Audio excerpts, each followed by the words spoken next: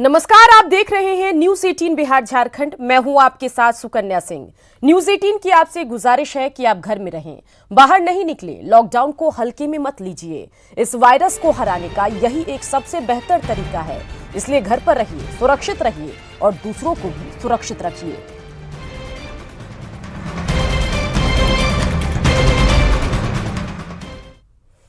चलिए सबसे पहले जान लेते हैं देश भर में कोरोना को लेकर अब तक के अपडेट क्या कुछ है। देश में कोरोना से अब तक 1074 लोगों की मौत हो चुकी है। पिछले 24 घंटों में 67 लोगों की मौत हुई है। कोरोना के कुल मामले 33,050। पिछले 24 घंटों में 1,718 नए केस। अब तक 8,325 लोग ठीक हुए। बिहार में अब तक 403 कोरोना मरीज। 24 घंटे में बिहार में 37 मामले। बक्सर और भोजपुर से 4 नए मरीज। झारखंड में कोरोना मरीजों की संख्या 107।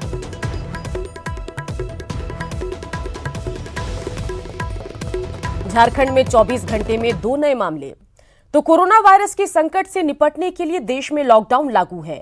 लॉकडाउन के कारण देश में कई लोग अपने घर से दूर दूसरी जगहों पर फंसे हुए हैं।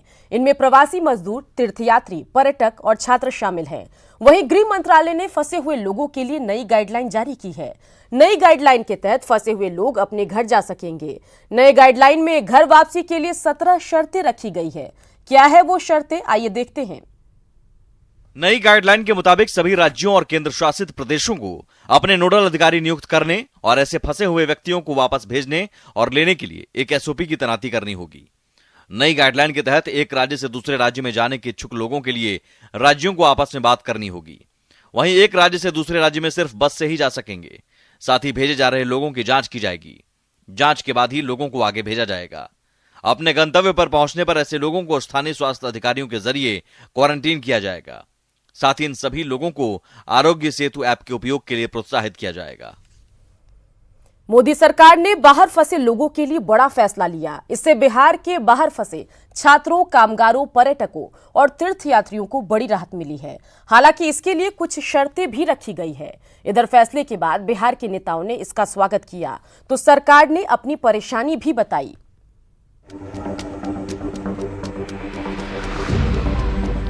कोरोना बंदी की वजह से कई जगहों पर लोग फंसे हुए थे। ऐसे लोगों के लिए बुधवार का दिन खुशखबरी लेकर आया। गृह मंत्रालय ने एक आदेश जारी किया जिसमें फंसे हुए प्रवासी मजदूरों, छात्रों और पर्यटकों को गृह राज्य में जाने की अनुमति दी गई है। हालांकि इसके लिए 17 शर्तें रखी गई हैं। इधर पहले से केंद्र सरकार के पाले में गेंद डाल रही बिहार सरकार के डिप्टी सीएम ने हाथ खड़े कर दिए हैं और साफ कहा है कि प्रवासियों को लाने के लिए हमारे पास संसाधन नहीं है। देखिए, रेल चलाने की तो अनुमति दिया नहीं भारत सरकार ने, तो बसों से ही लोग आएंगे। और जो संबंधित राज्य, नहीं हमारे पास कहाँ बसें हैं कि इतने राज्यों से लोगों को आना है, तो जो लोग आएंगे तो वो राज्य सरकारें उसकी व्यवस्था करेंगे। डिप्टी सीएम भले ही अपनी परेशानी बता रहे हों, लेकिन सत्ताधारी दल से जुड़े नेताओं ने इसका स्वागत किया है। इधर तेजस्वी यादव मानते हैं कि यह आरजेडी की जीत है, क्योंकि वे कई दिनों से इस मुद्दे को उठा रहे थे। मुख्यमंत्री के डिमांड पर ही ये जो चेंजेस किया गया है, इसलिए हम उसका स्वागत करते हैं। और आने वाले समय में जो हमारे मजदूर और जो हमारे छात्र आएंगे उनका जांच होगा और यहाँ पे भी जांच किया जाएगा। जो लोग अच्छे होंगे उनको क्वारंटाइन किया जाएगा, जो लोग अच्छे होंगे उनको होम क्वारंटाइन कराया जाएगा। केंद्र सरकार, हमारे प्रधानमंत्री आदरणीय नरेंद्र मोदी जी, हमारे गृह मंत्री आदरणीय अमित शाह जी का मैं दिल से अपनी पार्टी की तरफ से, लोक जनशक्ति पार्टी की तरफ से मैं उनका धन्यवाद करता हूं। अब मैं उम्मीद करता हूं कि आदरणीय नीतीश कुमार जी, आदरणीय मुख्यमंत्री जी जल्द से जल्द उचित व्यवस्था करके जितने छात्र हैं, जितने मजदूर हैं जो विभिन्न राज्यों में फंसे हुए हैं, उनको जल्द से जल्द बिहार प्रदेश वापस लाने की व्यवस्था करेंगे। यशस्वी प्रधानमंत्री जी के प्रति और माननीय गृह मंत्री जी के प्रति विशेष तौर पर आभार व्यक्त करते हैं अपने तरफ से और बिहार के आवाम के तरफ से। मेरा यही मांग है नीतीश कुमार जी से, बिहार सरकार से, कि जो 25 लाख जो आंकड़ा जो आपने सरकार ने जो देने का काम किया है, हालांकि ये हो सकता है कि लगभग 40 लाख लोग भी हों जो बाहर फंसे हुए हों, तो अब कोई बहाना नहीं चलेगा, अब कोई नियमों का हवाला नहीं चलेगा। दरअसल सीएम नीतीश कुमार समेत कई राज्यों ने प्रधानमंत्री नरेंद्र मोदी और मुख्यमंत्रियों के बीच बैठक के दौरान इस मुद्दे को उठाया था और इसके लिए केंद्र सरकार से दिशा निर्देश मांगी थी ताकि समन्वय और सुव्यवस्थित तरीके से इसे अंजाम दिया जा सके। अब केंद्र ने हरी झंडी दे दी है, लेकिन देखना होगा प्रवासी मजदूरों की घर वापसी कैसे और कब होती है। Bureau report, news 18। सावधानी ही कोरोना से एकमात्र बचाव है और इसलिए पूरे देश में लॉकडाउन किया गया है। लेकिन इस दौरान कई ऐसी लापरवाही भी सामने आई जो कोरोना संक्रमण की बड़ी वजह बनी। मुंगेर में भी एक ऐसी ही लापरवाही ने मुंगेर को कोरोना हॉटस्पॉट बना दिया। मुंगेर का जमालपुर कोरोना का हॉटस्पॉट बना हुआ है। यहां अब तक 90 से ज्यादा कोरोना पॉजिटिव मिलने से प्रशासन सख्ते में है और कहीं ना कहीं इसकी वजह है जमात से लौटे लोग। जमालपुर के सदर बाजार में जमात से लौटे एक 60 साल के बुजुर्ग के संपर्क में आने से अब तक कुल 85 लोग कोरोना संक्रमित हो चुके हैं।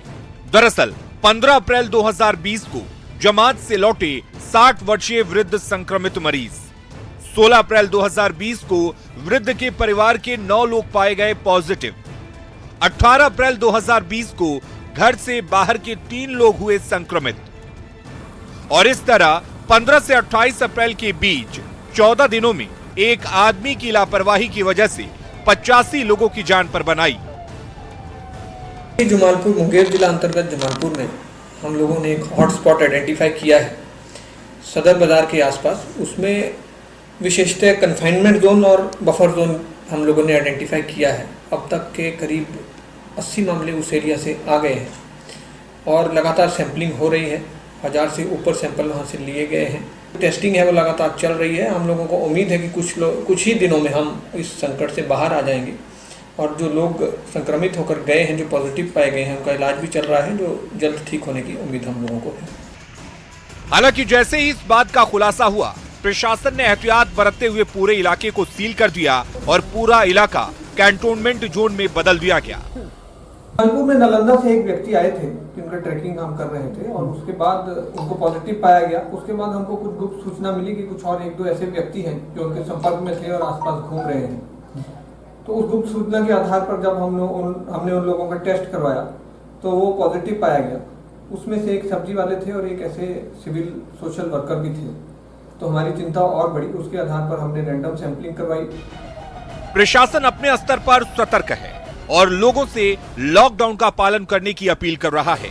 वहीं सख्ती भी बरती जा रही है, लेकिन जरूरत है अपनी भी जिम्मेदारी समझने की ताकि कोरोना को हराया जा सके। मुंगेर से न्यूज़ 18 के लिए अरुण शर्मा की रिपोर्ट। कोरोना बंदी में उद्योग धंधे पूरी तरह ठप हो गए हैं। व्यवसायिक उत्पादन ठप होने से कारोबारी खासे परेशान हैं, लेकिन उनके सामने सबसे बड़ी परेशानी है सरकार का ढुलमुल रवैया और अधिकारियों की मनमानी। रिपोर्ट देखिए। बिहार के लगभग 86,000 छोटे बड़े उद्योग धंधे बंद हैं। वजह कोरोना बंदी। लेकिन ऐसे समय में भी बिजली विभाग इनकी परेशानी को कम करने की बजाय बढ़ा रहा है। दरअसल बिहार में 1 करोड़ 60 लाख बिजली उपभोक्ता हैं, जिसमें 86,000 संख्या कारोबारी बिजली उपभोक्ताओं की है। संख्या भले ही कम हो, लेकिन बिजली कंपनी को हर महीने करोड़ों रुपए का राजस्व इन्हीं कारोबारियों से मिलता है। 24 मार्च से लॉकडाउन है, लेकिन विभाग ने इन्हें बिजली बिल भेज दिया। उस पर से फैक्ट्री बंद होने के बावजूद फिक्स्ड चार्ज भी शामिल है। तो कम से कम जो बिजली सरकार के अधिकार क्षेत्र में और वो प्रमुख कारक है अधिकांश उद्योगों का, उनको लॉकडाउन के पीरियड में इसको पूर्णतः माफ करने का सरकार को पहल करना चाहिए। कारोबारियों का कहना है कि यह समस्या सभी राज्यों में है, लेकिन कई राज्यों ने व्यवसायियों को राहत दी है। पड़ोसी राज्य यूपी इसका उदाहरण है, लेकिन बिहार में अधिकारी से लेकर मंत्री तक कोई इस पर ध्यान देने को तैयार नहीं। 22 मनो फैक्ट्री बंद है। हम नहीं चाहते हैं कि पूरा मार्च का आप दें। प्रोपोर्शनेट जो मेरा बनता है राइट, उस राइट का आपको मिनिमम फिक्स चार्ज नहीं लेना चाहिए। अप्रैल कंप्लीट बंद है, अप्रैल का पूरा बिल में नहीं आना चाहिए। जाहिर सी बात है मामला गंभीर है, क्योंकि छोटे और मंझोले उद्योग ही बिहार में हैं और वो सरकारी प्रोत्साहन से ही चलते हैं। ऐसे में इस मुद्दे पर अधिकारियों और विभागीय मंत्री की चुप्पी उद्योगपतियों और कारोबारियों को परेशान कर रही है। संजय कुमार, न्यूज़ 18, पटना। कोरोना बंदी की मार पाने के पत्ते, जी हां, कोरोना बंदी की मार पान के पत्ते की खेती करने वाले किसानों पर भी पड़ा है। पान की खेती करने वाले किसानों के सामने पान के पत्ते की खेती में लगा पूंजी निकालना भी मुश्किल हो गया है। रिपोर्ट देखिए। बिहार का वैशाली जिला पान की खेती के लिए काफी मशहूर है। वैशाली के लालगंज से पान का पत्ता बिहार के कई जिलों में भेजा जाता है, लेकिन लॉकडाउन के कारण पान की बिक्री पर रोक लगी है। मंदिरों में भी पूजा पाठ बंद है। ऐसे में वहां पान के पत्ते की खपत नहीं हो पा रही, जिसके कारण इन पत्तों का कोई खरीदार नहीं है। ऐसे में किसानों के सामने पान की खेती में लगी पूंजी को निकालना और मुश्किल हो गया है। खोटने वाला है, कोई दुकानदार ना है, कोई कहीं बिक्री हो ना रहा है लॉकडाउन से। अच्छा, भूख मर रहे हैं हम लोग। पान के पत्ते की बिक्री नहीं होने से परेशान किसान सरकार के रवैये से भी नाराज हैं। उनका कहना है कि इस मुश्किल घड़ी में सरकार या जिला प्रशासन का एक प्रतिनिधि तक उनसे सुध लेने नहीं आ रहा। अगर यही हाल रहा तो सैकड़ों किसानों के परिवारों के सामने भूखमरी की नौबत आ जाएगी। लॉकडाउन के चलते पान फसल तैयार है, चूंकि पान ऊपर बढ़ते जाता है, नीचे से पान टूटता है। पान का फसल तैयार है लेकिन कोई लेने वाला ग्राहक नहीं है, जिससे स्थिति यह हो गया है कि चौरसिया समुदाय के लोगों को खाने पीने का भी दिक्कत हो गया है। सरकार इस पर कोई ध्यान नहीं दे रहा है। अभी फिलहाल इन लोग के पास ये जो कोटा है, सरकार अभी जीविका के माध्यम से जो लागू की थी कि जिसके पास राशन कार्ड नहीं है उसको 1000 रुपया या राशन कार्ड बनेगा, लेकिन ये पान के किसान के लिए सरकार का कोई ध्यान नहीं है। पान के पत्ते की कई खूबी है। इसके खाने से लोगों का मुंह तो लाल होता ही है। मंदिरों में इसी पान के पत्ते से भगवान भी पूजे जाते हैं। लेकिन देशव्यापी लॉकडाउन ने पान के पत्ते की खेती करने वाले किसानों के चेहरे मुरझा दिए हैं। अब देखना होगा कि सरकार इन किसानों के मुरझाए चेहरे पर हंसी लाने में किस हद तक कामयाब हो पाती है। न्यूज़ 18 के लिए लालगंज से राजीव मोहन की रिपोर्ट। और इन सब के बीच चमकी बुखार ने एक बार फिर सूबे में दस्तक दे दी है। चमकी बुखार से अब तक 3 बच्चों की जान चली गई। चमकी के बढ़ते प्रभाव को देखते हुए मुख्यमंत्री से लेकर स्वास्थ्य मंत्री लगातार बैठक कर रहे हैं। सरकार भी मानती है कि जनवरी से ही मामले आने शुरू हो गए हैं। स्वास्थ्य विभाग का कहना है कि चमकी को लेकर पूरी तैयारी है और 1 सप्ताह के अंदर 100 बेड का नया अस्पताल भी खुल जाएगा। 150 बेड का आईसीयू पहले से काम कर रहा है। 1 सप्ताह के अंदर वह अस्पताल लोगों की सेवा में आने लगेगा। कितने बेड का है, क्या सुविधाएं? वहाँ 100 बेड का वो नया पीकू अस्पताल है। बांका में मानवता को शर्मसार करने वाली तस्वीर सामने आई। जन्म के कुछ ही देर बाद एक नवजात बच्चे को आज सुबह किसी ने फेंक दिया। आप तस्वीरों में देख सकते हैं कि कैसे बच्चा जमीन पर पड़े सांस ले रहा है। ये घटना लाइन होटल के बगल की है। बच्चे के रोने की आवाज सुनकर लोग मौके पर पहुंचे और बच्चे को अपने सीने से लगाया। स्थानीय लोगों ने पुलिस की खबर की, जिसके बाद बच्चे को बाराहाट स्वास्थ्य केंद्र में भर्ती कराया गया। फिलहाल बच्चा स्वस्थ है और पुलिस मामले की जांच में जुटी है।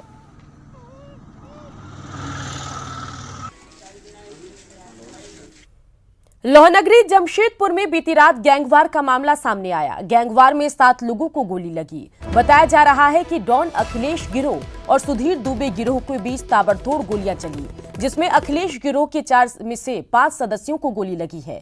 2 सदस्यों की हालत गंभीर बताई जा रही है। सभी को टीएमएच में भर्ती कराया गया। वहीं घटना की जानकारी पर एसपी, डीएसपी समेत कई थाना प्रभारी मौके पर पहुंचे और मामले की जांच की। फिलहाल पुलिस मामले की जांच में जुटी है। में 7 जख्मी आए हैं। अच्छा। जिनका इलाज चल रहा है। अच्छा। गोली लग करके से जख्मी होकर के आए हैं। अच्छा, कहाँ पर हुआ है घटना? ये सीताराम डेरा में, स्लैक रोड में। अच्छा, गैंगवार है क्या? अभी ये तो जांच का विषय है। अच्छा। औरंगाबाद में एक युवक की गोली मारकर हत्या कर दी गई। घटना नबीनगर थाना क्षेत्र के नबीनगर रोड रेलवे स्टेशन के पास की है। मृतक निशांत पास के ही दिग्घी गांव का रहने वाला था और जिला मुख्यालय स्थित सिन्हा कॉलेज का छात्र था। बुलेट सवार नीरज नाम के युवक ने उस पर तब फायरिंग कर दी जब वह सब्जी खरीद रहा था। आया था, सिमरी गांव के नीरज कुमार नाम है।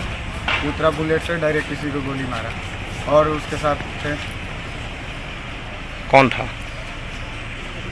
मुन्ना कुमार सिंह था। सब्जी खरीदने और दिनचर्या का काम के लिए तो लॉकडाउन में छूट है ही है, उसको लेने भी अगर जाता है और अपराधी गोली चला रहे हैं तो आप समझ सकते हैं कि क्या स्थिति है पूरे इलाके का। कोरोना बंदी के दौरान पटना में खुलेआम कानून की धज्जियां उड़ाई गई है। पीरबहोर थाना क्षेत्र में बीच सड़क पर गुंडागर्दी की गई, गाली गलौज भी हुई। तस्वीरों में आप देख सकते हैं कि 2 युवकों को खुलेआम कट्टा लहराते देखा गया। फायरिंग की भी आवाज सुनी गई। इस इलाके में दहशत है। सब्जीबाग इलाके की इस घटना की पुष्टि पुलिस ने भी कर दी है। हालांकि कार्रवाई की जानकारी सामने नहीं आ पाई है। बड़ी बात यह कि वारदात पीरबहोर थाने से महज कुछ ही दूर घटित हुआ।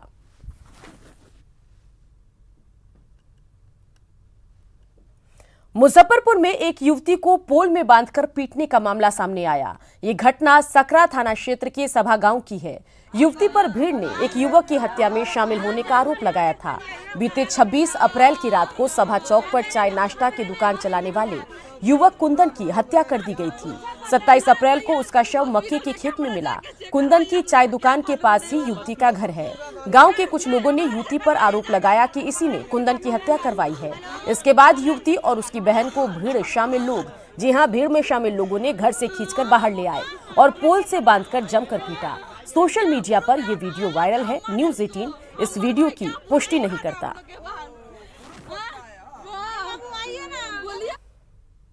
बेगूसराय में 25 अप्रैल की रात हुए युवक की हत्या मामले का खुलासा करते हुए पुलिस ने एक छात्रा समेत 4 लोगों को गिरफ्तार किया। इस हत्याकांड को अवैध संबंध का विरोध करने पर छात्रा के साथ मिलकर शिक्षक और शिक्षक के 2 साथियों ने अंजाम दिया था। डीएसपी ने बताया कि अवैध संबंध का विरोध करने पर युवक की हत्या की गई।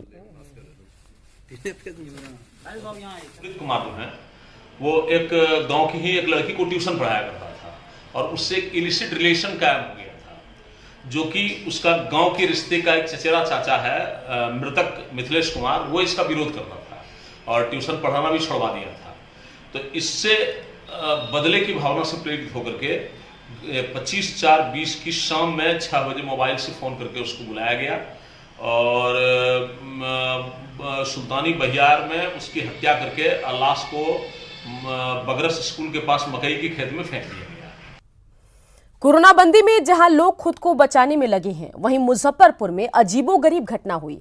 एक नशेड़ी को जहरीले नाग से मोहब्बत करना भारी पड़ गया।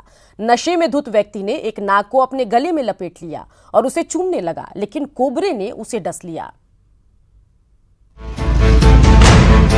कितना प्यार है उनसे, काश वो ये जान ले। वो ही है जिंदगी, मेरी ये बात मान ले। उनको देने को नहीं कुछ पास हमारे, बस एक जान है हमारी, जब चाहे मांग ले। जी हाँ, ये तस्वीर देखने के बाद कुछ ऐसा ही प्रतीत हो रहा है। कोबरा से मोहब्बत में 58 वर्षीय रामनाथ सिंह ने अपनी जान गंवा दी। घटना पारू थाना के फंदा गांव की है। नाग से मोहब्बत करने वाला ये शख्स पूरी तरह नशे में धुत था। सोमवार को रामनाथ सिंह अपने गांव में ही एक ताड़ी की दुकान से जी भर के ताड़ी का सेवन किया। ताड़ी पीकर लौटने के दौरान रास्ते में बांस की झाड़ी में एक नाग दिख गया। फिर क्या था, रामनाथ सिंह ने उस नाग को खदेड़कर पकड़ लिया और गली में लपेटकर घर ले आया। घर के पास चौराहे पर उसने सांप के साथ जमकर ड्रामा किया। कभी वो सांप को चूमता तो कभी सांप की आंखों में आंखें डालकर बातें करता। परेशान नाग बार बार उसके गले से निकलने की कोशिश करता रहा, लेकिन सांप से इश्क उसके सर पर इस कदर सवार था कि वो नाग को छोड़ने का नाम नहीं ले रहा था। इस दौरान लोगों ने ये नौटंकी बंद करने और सांप को छोड़ देने के लिए कई बार आग्रह किया, लेकिन रामनाथ ने किसी की एक नहीं सुनी और जो लोग उसे समझाते उसी को सांप से कटवाने के लिए दौड़ पड़ता। इस दौरान सांप ने रामनाथ सिंह को कई बार डसा। लोगों के सांप के काटने की नसीहत पर रामनाथ ने कहा कि वह सांप से अपनी उंगली में कटवाएगा। लोगों की लाख कोशिश के बाद भी सनकी नशेड़ी रामनाथ ने सांप को नहीं छोड़ा। इस बीच कोबरे का जहर उसके शरीर में असर करने लगा और वो जमीन पर गिर पड़ा। इस बीच सांप उसके गले से निकलकर वहां से झाड़ी की ओर भाग निकला। बेहोश रामनाथ को लोगों ने अस्पताल में भर्ती कराया, जहां उसकी मौत हो गई। रामनाथ के इस पूरे वाकये को देखने के बाद यही जान पड़ता है, हर नशे से बड़ा इश्क का नशा है जो उम्र भर उतरता नहीं। जिंदगी भी तो इसके बिना और क्या। न्यूज़ 18 के लिए मुजफ्फरपुर से सुधीर की रिपोर्ट।